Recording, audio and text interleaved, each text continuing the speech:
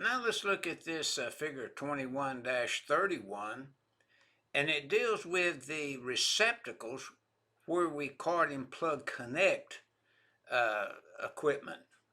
And notice that these receptacles without switches shall have delayed action or confine arcing during plug insertion and removing in accordance with NEC 501-145 and more pro and con information in UL 498.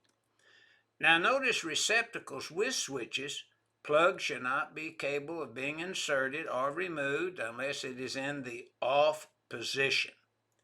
Now, of course, that means before you could unplug it, where an arc would occur, and I'm talking about the cord set, the receptacles you see in the switch to the right has to be in the off position so an arc will not occur. Well, just the opposite, the one to the left will have a chamber, and the arc is distinguished in the chamber, and the arc doesn't get to the outside with enough temperature, heat-wise, that could cause an explosion to occur if you should have an explosive arranged mixture of gas and air and so forth.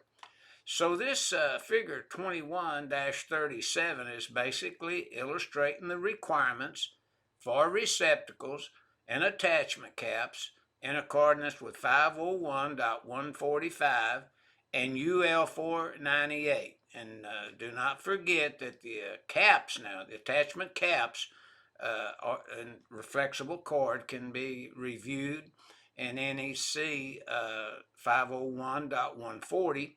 And that's what this illustration 21.31 is illustrating, the requirements for receptacles and attachment caps according to 501.145 and all the other pros and cons and information you might want to know about such an installation. See UL 498.